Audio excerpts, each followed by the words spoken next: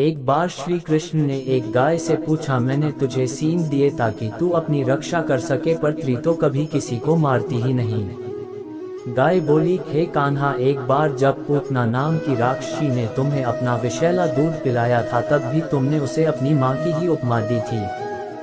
ये मनुष्य तो प्रतिदिन मेरा ही दूध पीते हैं। ये भले ही मुझे माना माने, पर मैं तो इन सभी का अपना पुत्र मानती हूँ। भला मैं कैसे इन्हें मार सकती हूँ।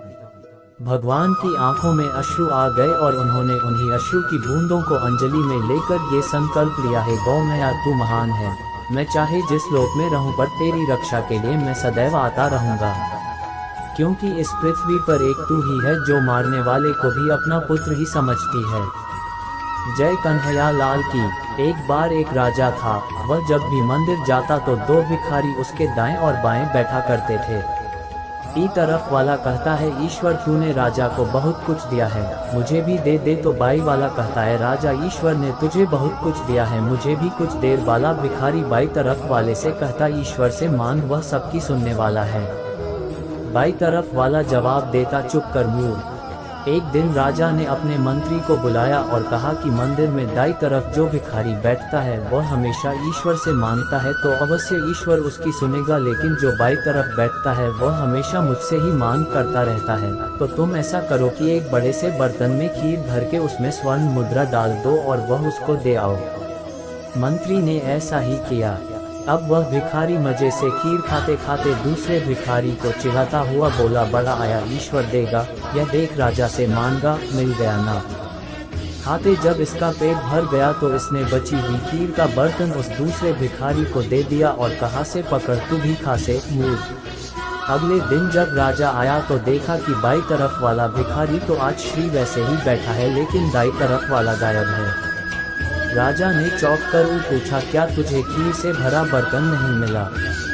भिखारी, मिला था जी, क्या स्वादिष्ट खीर थी, मैंने खूब पेट भर कर खाई। जा फिर साथ भिखारी, फिर जब मेरा पेट भर गया तो वह जो दूसरा भिखारी यहाँ बैठता है, मैंने उसको देकर कहा, हमेशा कहता रहता है ईश्वर देगा, ईश्वर देवा से खासे। राजा मुस्कुराकर बोला, अवश्य ही ईश्वर ने उसे दे ही दिया।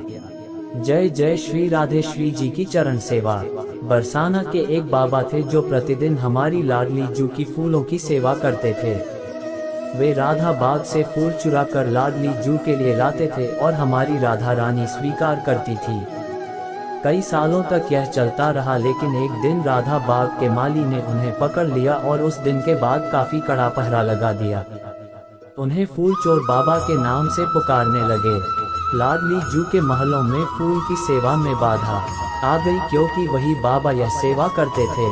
एक दिन हमारी करुणामयी सरकार माली के स्वप्न में आई और कहा कि बाबा फूल मेरे लिए लाता है, वो फूलों को बेचता नहीं है, वो केवल मेरी खुशी के लिए यह सेवा करता है, इसमें उसका कोई स्वार्थ नहीं है। यह सुनकर माली ने आंख खोली और बाबा के पास गया और उनसे अपने अपराध के लिए क्षमा मांगी और कहा कि बाबा, अब आप बिना किसी बाधा के राधा रानी की सेवा कर सकते हो। जय जय श्री राधे प्राजीव। श्री जी की चरण सेवा। 5 कृष्ण की अनन्य भक्त सखियां थीं। एक दिन वे वन में बैठी फूलों की माला गूंथ रही थीं और प्रसन्नचित होकर श्री कृष्ण की बातें किए जा रही थीं। तभी उधर से एक साधु आ निकले। साधु को रोककर उन बालाओं ने कहा, महात्मन, हमारे प्राणप्रिय श्री कृष्ण वन में कहीं खो गए हैं, आपने उन्हें देखा है तो बता दीजिए।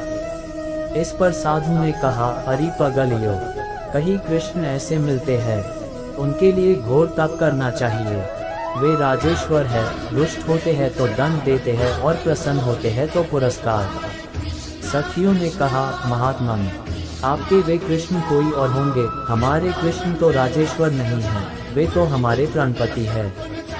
वे हमें पुरस्कार क्या देते, उनके कोष की कुंजी तो हमारे पास रहती है, दंड तो वे कभी देते ही नहीं। यदि हम कभी कुपत्र कर ले और वे कभी दवा पिलाए तो यह तो दंड नहीं है, प्रेम है। साधु भी उनकी बात सुनकर मस्त हो गए। सभी गोपियां श्री कृष्ण को याद करके नाचने लगी, साथ ही साधु भी तन्मय होकर नाचने लगा। सारा वातावरण कृष्णमय हो गया। श्री जी। जय जय श्री राधे।